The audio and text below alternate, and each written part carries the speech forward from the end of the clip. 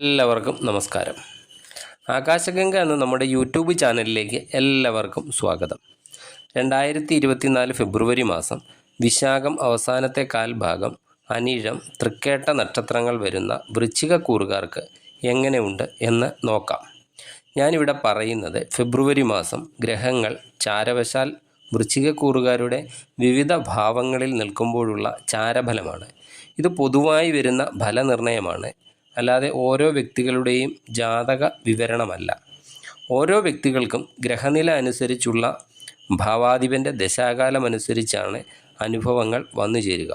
അതിനാൽ ജാതകം പരിശോധിച്ച് ദോഷസ്ഥാനത്ത് നിൽക്കുന്ന ഗ്രഹത്തിൻ്റെ ദശാകാലമാണ് നിങ്ങൾക്ക് ഇപ്പോൾ നടക്കുന്നതെങ്കിൽ ആ ഗ്രഹത്തിന് വേണ്ട ദോഷപരിഹാരം ചെയ്യുന്നത് വളരെ നല്ലതാണ്.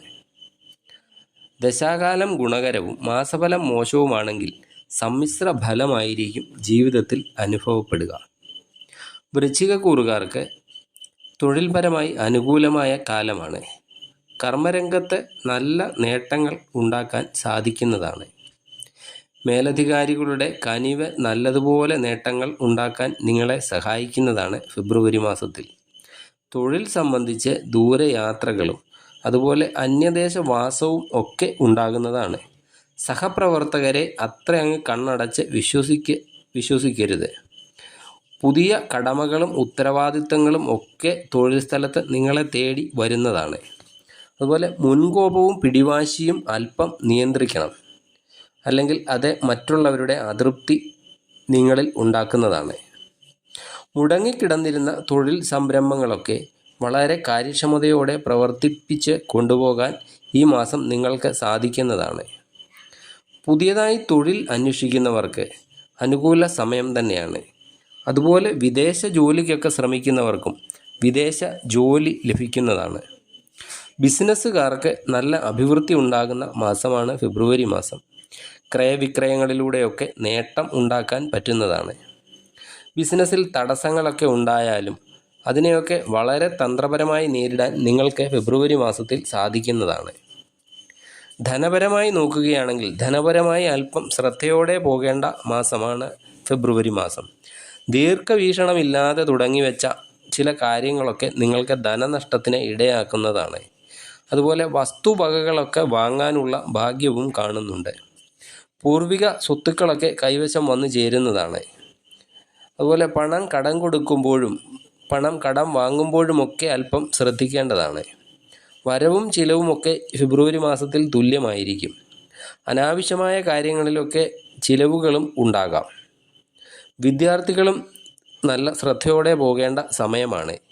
പരീക്ഷകളിലും മറ്റും പങ്കെടുക്കുന്നവർ എല്ലാ കാര്യങ്ങളും പഠിച്ചു എന്ന് പ്രത്യേകം ഉറപ്പുവരുത്തേണ്ട സമയമാണ്. പഠനത്തിൽ മത്സരങ്ങളും ഉണ്ടാകാവുന്നതാണ്. നല്ല ശ്രദ്ധ കൊടുത്തു വേണം ഈ മാസം പഠനം മുന്നോട്ട് കൊണ്ടുപോകേണ്ടത്. വിദേശ പഠനത്തിന് ശ്രമിക്കുന്നവർക്ക് ഗുണകരമായ സമയം തന്നെയാണ്. വിവാഹം ആലോചിക്കുന്നവർക്ക് മാസത്തിൻ്റെ ആദ്യ ഭാഗങ്ങളാണ് അവസാന ഭാഗത്തേക്കാൾ നല്ലത്. കുടുംബജീവിതത്തിൽ അനാവശ്യമായ സംശയങ്ങളൊക്കെ ഒഴിവാക്കേണ്ട സമയമാണ്. സകലതും ഉണ്ടായാലും പൊതുവെ ഒരു സുഖഹാനി നിങ്ങൾക്ക് അനുഭവപ്പെടുന്നതാണ്. അതുപോലെ കുടുംബവുമായി അകന്നു കഴിയേണ്ട സാഹചര്യങ്ങളൊക്കെ ഉണ്ടാകുന്നതുമാണ്.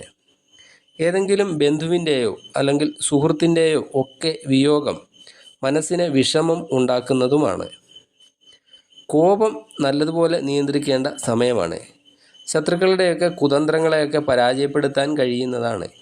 ഭാര്യാഭർത്താക്കന്മാർ മാസാവസാനം പരസ്പരമുള്ള വാക്കും പ്രവൃത്തിയും നല്ലതുപോലെ നിയന്ത്രിച്ചു കൊണ്ടുപോകേണ്ടതാണ്. വലിയ ആരോഗ്യ പ്രശ്നങ്ങളൊന്നും ഇല്ലാതെ നിങ്ങൾക്ക് ഫെബ്രുവരി മാസം കടന്നു പോകുന്നതാണ്. വാക്കും കോപവും ഒക്കെ അല്പം നിയന്ത്രിക്കണം, അല്ലെങ്കിൽ ടെൻഷനുകളും മറ്റും കൂടുന്നതാണ്. അതുപോലെ ആഹാര കാര്യത്തിലും അല്പം ശ്രദ്ധിക്കേണ്ടതാണ്. ദൈവാധീനത്തിനായി മഹാവിഷ്ണു ക്ഷേത്ര ദർശനം നടത്തി ഭഗവാന് തുളസിമാല സമർപ്പിക്കുക. അതുപോലെ ശനിയാഴ്ച ശാസ്താവിന് നീരാഞ്ജനം വഴിപാട് നടത്തുക. നിങ്ങൾക്ക് നല്ലൊരു മാസമാകട്ടെ ഫെബ്രുവരി മാസം. നന്ദി, നമസ്കാരം.